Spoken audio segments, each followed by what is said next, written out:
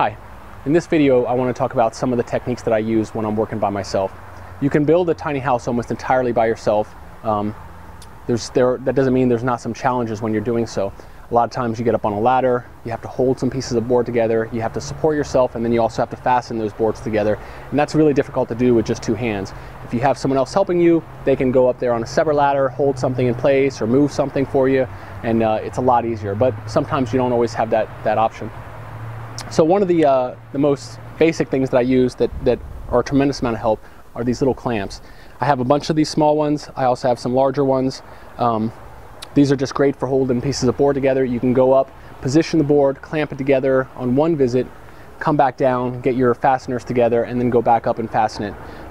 So these are really nice. These small ones are really inexpensive, but sometimes you need something a little bit stronger. I have a bigger one that I use. This is really nice for if you don't need just something held together, but you actually need to turn it. Like for instance, just recently there was a piece of board that had become warped a little bit, which is very common when you take a 2x4. It's very common for them to warp and turn a little bit. So when you get it lined up on the bottom, it'll be square on the bottom, but when you get it up on the top, it'll be turned, and that can present some challenges. So these stronger ones are really good at if your board is meeting up at the bottom but not at the top. The stronger clamp is really good for tightening up that gap and making it straight. I also have a really large one. This one I don't use too often. It's a little bit unwieldy to use, but sometimes you just need a longer span. For instance, these 2x4s are 24 inches on center. That means to get to the outside of both boards, you need at least the width of this opening needs to be at least 25.5 inches. And then if it's off a little bit, you need to be able to get around. You know, if you're trying to bring it in, it's going to be even wider than 25.5 inches. So occasionally you need something that's a little bit bigger. Now, when you're working with the walls, sometimes you might find that you need to bring them in a little bit. So I fasten these walls down to the base. The kick plates are fastened. The base of the subfloor of this house is 7 foot 10. So it's just a little bit shy of 8 feet. So when I fasten those down, I know exactly the width because there's no challenge to fastening those down. Then I cut the boards, the joists for the loft. I cut those at 7 foot 10. So the wall should line up. Now, however, the wood has a tendency to warp a little bit, as I said. So when I get up to the top, it may be off a little bit. So I find that this board, the wall extends maybe 1/4 inch beyond the joist and 1/4 inch on that side. So how do you bring those together? I can't reach and grab both sides and bring it together. So in that case, I use a strap tie. I can strap this onto either side of the wall and then just kind of crank it down and bring it into the size that I need, and then I can fasten the board. Once the board is fastened to the walls, it acts as the strap at that point, and then I can remove the strap and move it if I need to. Usually you only have to do it a couple times, and the boards will straighten it out enough to where you can just torque it a little bit with your arm. Now, this is if you want to bring two walls together. If you wanted to move, if you wanted to square up the entire structure, let's say you're putting the sheathing and you find that the structure is a little bit off, you may want to move the entire house and not just one wall. You know, this wall is, now that it's joined together with these joists, is not going to move independent of this wall. But if I find it's a little bit out of square, it may be challenging for me to move that house into square and get the screws into the subfloor or into the sheathing.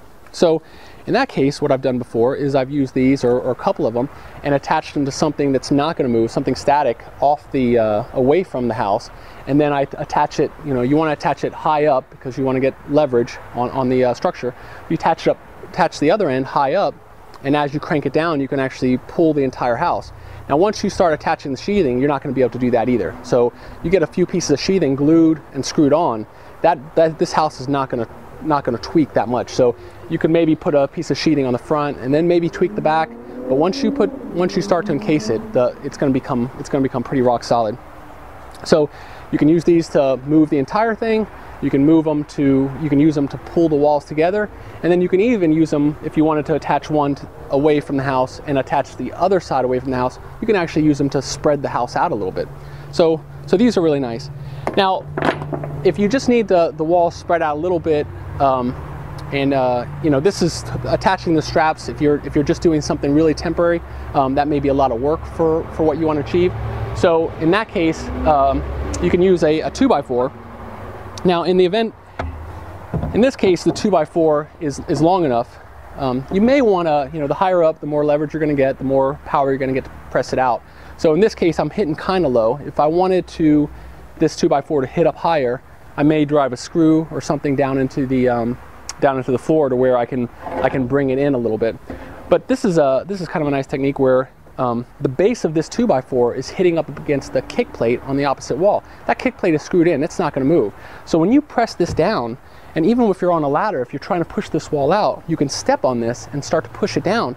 And as you push on that, since that side's really not going to move, you'll end up pushing this wall out a little bit. So if you just need like 1/8 of an inch or 1/2 an inch or just a little bit of give, this is a really nice little technique. You just step on this piece of board and push it out. And then what I've even done too is put one like this and then put another one on top of this going the other direction to spread the walls out. So you know, you got to get a little creative when you're working by yourself, but there's definitely ways. You know, you don't want to hurt yourself. You don't want to try to do too many things at once. So it's important to just step back and think about, is there a way that I can do these steps independently? Can I spread the walls out and then get up there and do the work, as opposed to trying to, you know, push the wall out? You got your screw gun, you got your leg over here. You know, you don't want to fall and hurt yourself. So so clamps, straps, and even just 2x4s will get you a long way.